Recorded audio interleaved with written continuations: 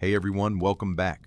Tonight we're exploring one of history's most remarkable feats of survival engineering, how Vikings built and lived inside longhouses during brutal Scandinavian winters, where temperatures regularly drop to -20 Celsius or colder. Before we dive in, if you enjoy this kind of historical exploration, go ahead and hit that like button and subscribe. Drop a comment telling me where you're watching from. I always love seeing our community spread across the globe. When you imagine surviving a Norse winter, you might picture people huddled miserably in primitive shelters, barely clinging to life. But the reality was far more impressive. Vikings didn't just survive winters that could freeze your breath mid-exhale. They thrived in them. And the secret wasn't magic or divine intervention. It was brilliant architectural design combined with centuries of accumulated knowledge about how to work with nature instead of against it. The Viking longhouse wasn't a simple wooden hut. It was a sophisticated survival system disguised as a building. From the outside, it looked deceptively straightforward, a long rectangular structure with a peaked roof and thick walls. But every element, from the placement of the hearth to the angle of the roof, existed because generations of Norse people had observed, tested, and perfected what worked in one of Earth's harshest climates. Let's start with the foundation. Vikings built their longhouses using a post and beam framework, massive vertical timbers sunk deep into the ground to anchor the structure. These weren't random poles grabbed from the nearest forest. They were carefully selected oak or pine, chosen for strength, straightness, and resistance to rot. The posts created the skeleton of the building, supporting horizontal beams that formed the roof framework. The walls came next, and here's where Viking ingenuity really shines. They used a technique called wattle and daub, interweaving thin branches between the vertical posts to create a lattice, then plastering both sides with a mixture of clay, straw, and sometimes animal dung. Yes, dung. And before you recoil, understand that this mixture dried into an incredibly effective insulator. It sealed gaps, blocked wind, and created a thermal barrier that kept precious heat inside. In some regions, particularly Iceland and Greenland, Vikings built with turf, thick blocks of earth and grass roots stacked like enormous bricks. Turf walls could be 2 or 3 feet thick, providing insulation that modern builders would envy. These weren't flimsy dirt piles. They were solid, weather-resistant barriers that could last for generations. Personally, I think turf construction is wildly underrated. It's sustainable, locally sourced, and phenomenally effective in cold climates. The roof was equally important. Vikings typically used wooden shingles or thatched grass, layered thickly and angled steeply to shed snow and rain. A flat roof would collapse under heavy snow. A steep pitch let the weight slide off naturally. This wasn't an aesthetic choice. It was structural necessity. Some longhouses even had turf roofs, adding another layer of insulation and making the building blend almost seamlessly into the landscape. Inside, the longhouse was one large open hall, typically 15 to 30 meters long and 5 to 7 meters wide. There were no internal walls dividing rooms. Everyone, family members, servants, sometimes even livestock, shared this communal space. And while that might sound uncomfortable by modern standards, it was actually a brilliant thermal strategy.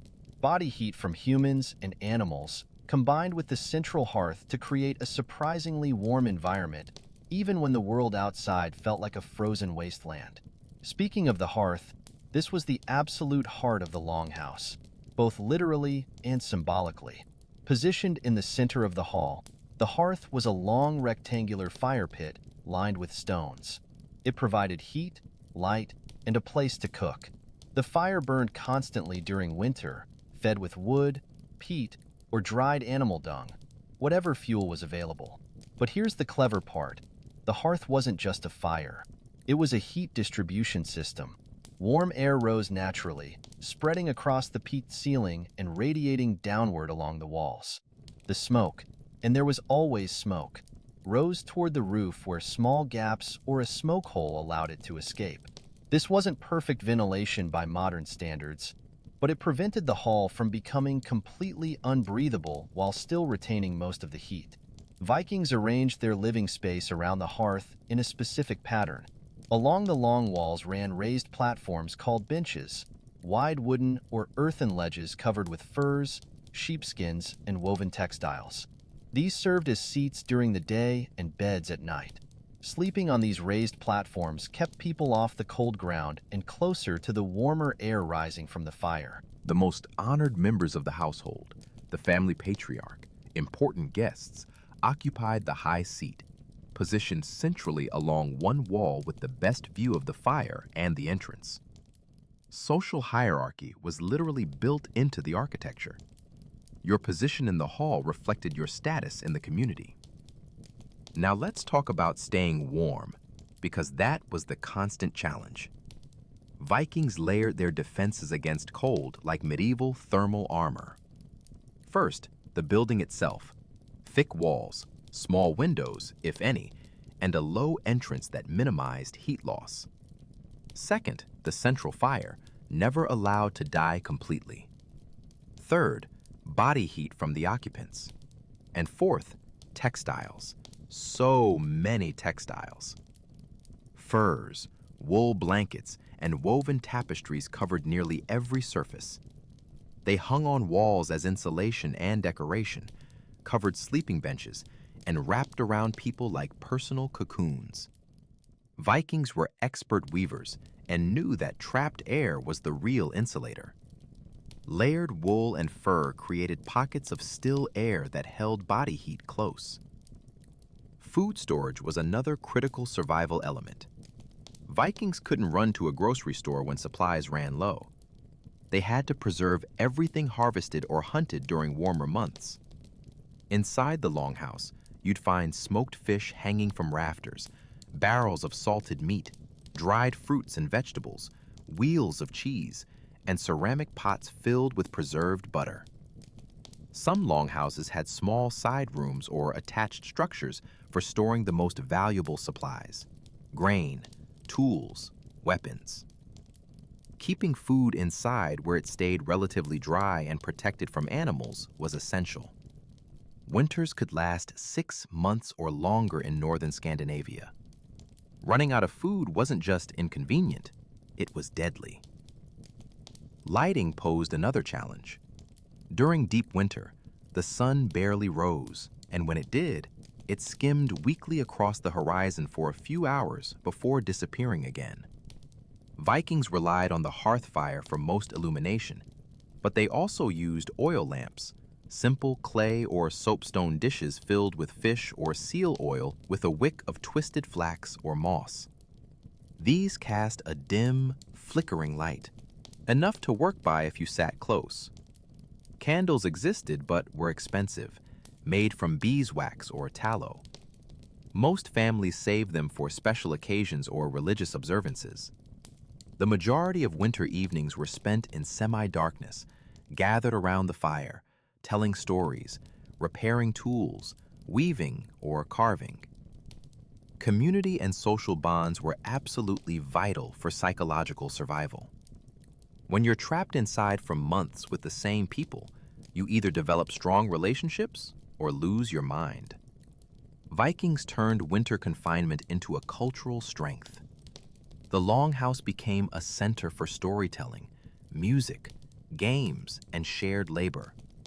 Sagas, epic tales of heroes, gods, and ancestors, were recited from memory during long winter nights. These weren't just entertainment. They were education, cultural transmission, and communal identity rolled into one. Children learned history and values through stories. Adults reinforced social bonds through shared narrative. The oral tradition kept Viking culture alive across generations. Games like Nefatafel, a strategic board game similar to chess, provided mental stimulation. Dice games, riddles, and contests of strength or wit kept people engaged. Music from bone flutes, lyres, or simple drums added rhythm to the darkness. These activities weren't frivolous. They were psychological survival tools. Hygiene during winter was, let's be honest, minimal. Bathing meant heating water over the fire, which required enormous amounts of fuel and effort. Most people washed hands and faces regularly, but full baths were rare. Vikings compensated with regular clothes washing when possible and liberal use of wool, which naturally resists odor better than many fabrics. Some wealthier households had access to bathhouses, separate structures with heated stones that created steam when water was poured over them, similar to a sauna. But these were luxuries, not standard features. Most Vikings simply accepted that winter meant smelling like smoke, wool, and humanity. Livestock presented both a challenge and an advantage. In the coldest regions, animals were brought inside the longhouse or into attached structures. Sheep, goats, sometimes cattle shared the space, separated from human areas by simple partitions. This sounds unpleasant, and it definitely added to the aromatic atmosphere, but the animals provided critical benefits: body heat, milk, and companionship. The smell was intense, no question. Imagine wood smoke, unwashed humans, animal manure, drying fish, rendered fat, wet wool, and earth all blending together in an enclosed space. Vikings developed impressive tolerance. Or maybe they just didn't have a choice. As winter finally loosened its grip and the days began lengthening, the Longhouse transformed. Doors and smoke holes were opened wider. Textiles were aired out. The fire was allowed to burn smaller. People ventured outside more frequently, blinking in the strengthening sunlight like bears emerging from hibernation. The Longhouse had done its job, kept its inhabitants alive through another brutal season. And the cycle would repeat, year after year, generation after generation. Each winter tested the building and the people inside it, and each spring that followed felt like a hard-won victory. Looking back, I'm struck by how perfectly the Viking longhouse balanced simplicity with sophistication. It wasn't over-engineered. It used locally available materials and techniques refined through centuries of trial and error. Yet it achieved something remarkable, creating livable comfort in conditions that would challenge even modern technology.